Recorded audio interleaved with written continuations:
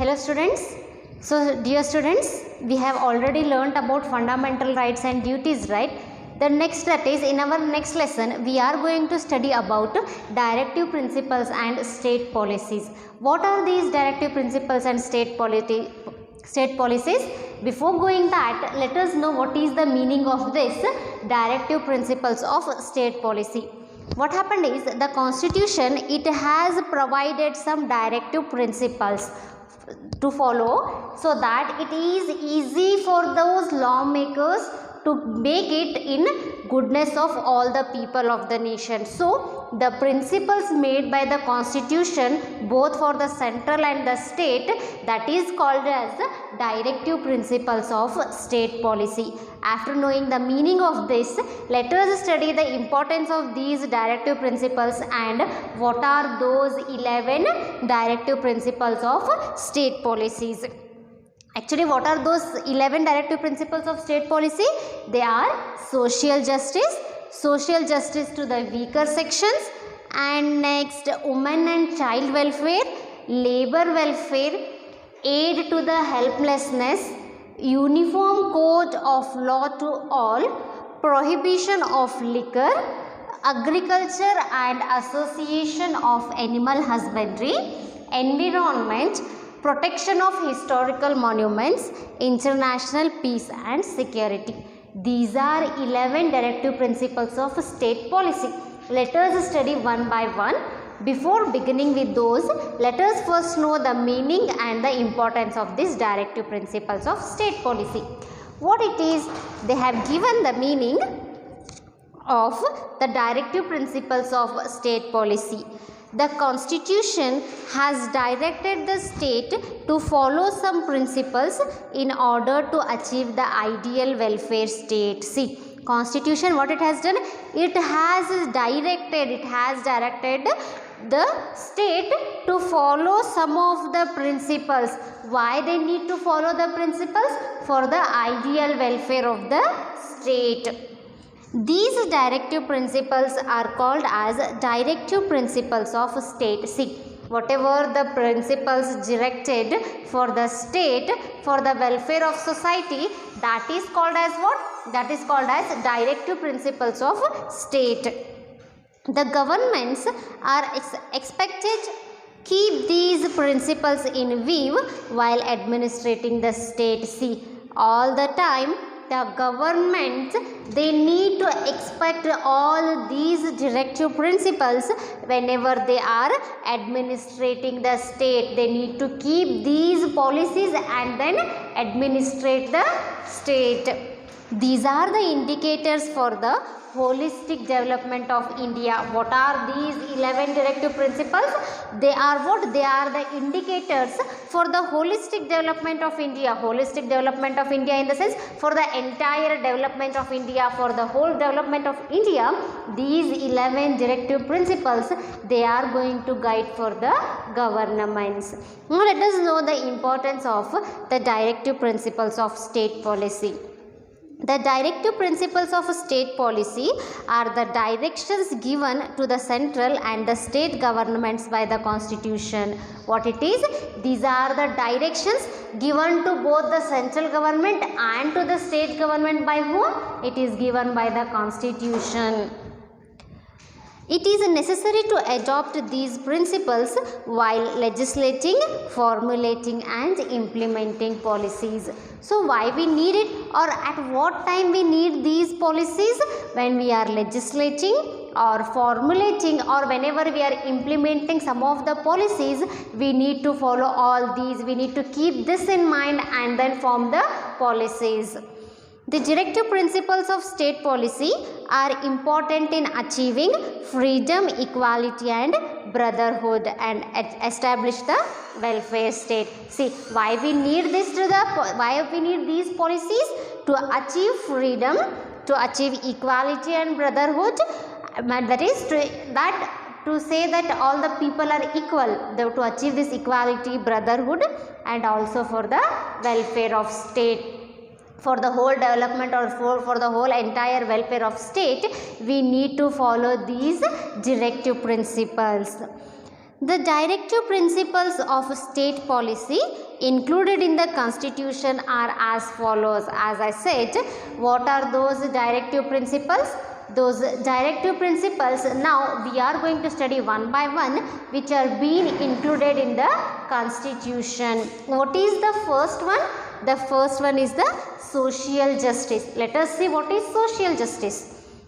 To achieve the public welfare by providing social, economic and political justice to the citizen.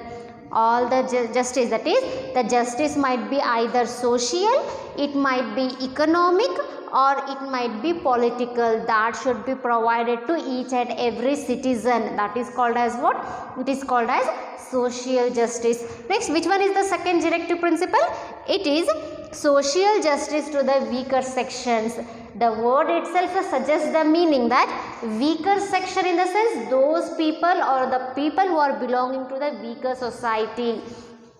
That is, it is intended to provide basic needs to the weaker section, to find remedy against economic exploitation, providing education and extending free legal aid to them. See what it is, especially those people who belong to the weaker parts, who cannot earn or who are not earning sufficient when they are belonging to this weaker section. What is the rule for the government? They should provide the equal justice. They are not supposed to differentiate between the people who are belonging to the higher section and to the weaker section. The justice should be provided equally, and the education should be provided in the same way, and also they also have the equality in getting the legal rights, legal aid, in the sense whenever they have any issues under the constitution, even they are equal, they should be provided the same justice. And the next one is women and child welfare. Equal wages to both men and women for the same work. See, earlier it used to happen a lot, right? The same work, if a man and a woman is doing, man would be paid a higher wages, that is higher salary, whereas the woman was paid the lower salary. But after this directive principles of state policy, both the man and the woman should be paid with the same wages. The same, if they are doing the same work, they should be given the same salary. And maternity benefit to the woman, that is, whenever a woman is about to give birth to the child, the maternity benefits are being given by the state. And then prevention of exploitation of children, facility for children to grow healthy in addition to providing free and compulsory education. See what it is? Prevention of exploitation of children, that is, children should not be exploited, their exploitation is prevented. And then facilities are given by the government so that the child grows healthy, along with the free education and compulsory education. The government has made compulsory education up to the age of how many years? Up to 16 years. The next one is labor welfare. Looking after welfare of labor, right to work, conducive atmosphere to work, minimum wages to workers, and providing them opportunity to participate in the administration. See, looking for welfare of labor means those of labor class people, even welfare means even they should be provided with the equal rights, right to work, they have the equal opportunities to work. Conducting atmosphere to work means providing atmosphere where the laborers can work healthily, the workplace, it should be maintained healthy. And then minimum wages to the workers. A minimum salary or a minimum wages should be set to the labor class also, below which their salary will not be accepted. They should be given a minimum wages. There should be a setup of salary. And providing them opportunity to participate in the administration. That is, even the labor class have the opportunity to participate in the administration. It is not like if they belong to the labor class, they should belong to that particular section itself. They do not have any higher rights. It is not like that. Labor class can also participate in the administration. The next one is aid to the helpless, means providing help to the one who cannot, the one who are helpless, the one cannot help by themselves. The aids are given to them. The government aid for the aged, patients and the unemployed to live. See, the government, it is to provide what? It is to provide aid for whom? For the people who are aged, for the people who are patient, who cannot earn, and also for the unemployments. They are going to provide some aids, they are going to help them during these situations. Next, uniform code of law. The word itself says uniform code of law. Uniform in the sense what? It should be one. To enforce uniform civil law to all the citizens. All the citizens are enforced under the same law. They are not differentiated. Next comes what? It is prohibition of liquor. Prohibition of liquor means the selling of alcohol, the selling of liquor, that is prohibited. Drinking spoils the health. See, it is a very basic knowledge we all have. What we have, that basic knowledge? If we drink, the health is going to be spoiled. The health will be spoiled because of drinking. It leads to financial problems in the family and increased exploitation of women. See, drinking does not only cause effects on the health, but it is also going to cause effects on the financial strength of the family. Apart from this, exploitation on women is going to happen. If the man drinks and come, he is going to hate and all, and many more factors. Exploitation on women increases more if there won't be a prohibition of liquor. Therefore, the Constitution has directed all the state governments to enforce the prohibition of liquor. See, Constitution, it has already directed not only to one or the two states, it has directed to all the states to prohibit this liquor. And next comes what? Agriculture and association of animal husbandry. Means for the, what are the aids given for agriculture and animal husbandry? The state government should make an attempt to organize agriculture and animal husbandry in a modern and scientific manner. See, what the state government is supposed to do? It should provide basic knowledge, it should give knowledge, it should attempt to organize agriculture and animal husbandry in what manner?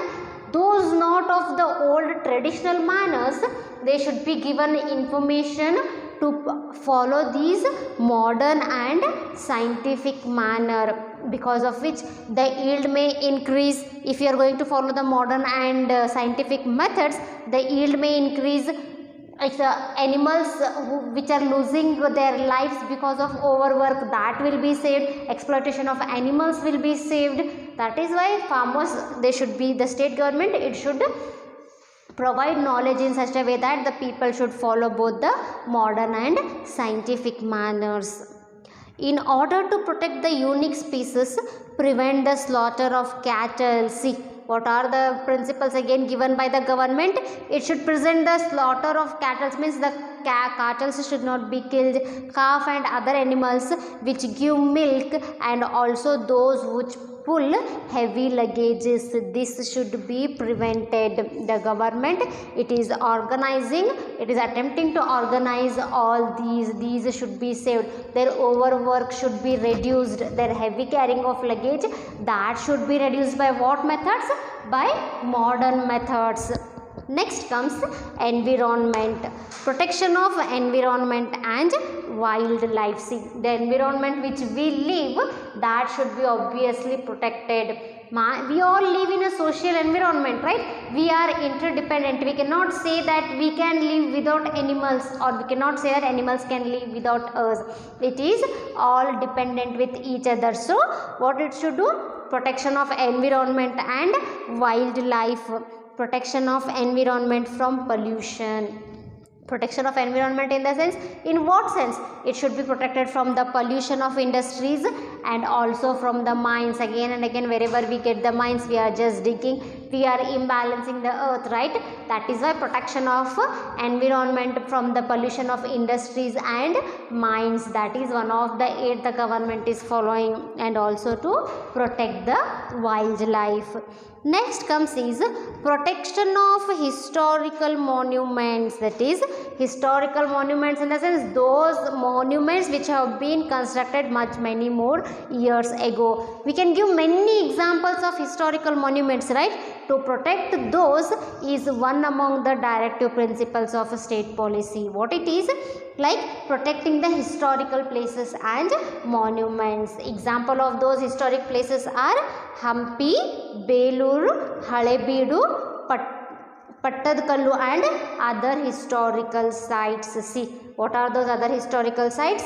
They are Hampi, Belur, Halebeedu, Pattadkallu and many more we cannot even count those many historical movements, and the protection of those historical movements is one among the directive principles of state policy. What about the next one? It is international peace and security. Having a unity only inside the nation or only having brotherhood among the nation is one factor. Along with that, we need to maintain international peace and security. That is one among the directive principles of state policy.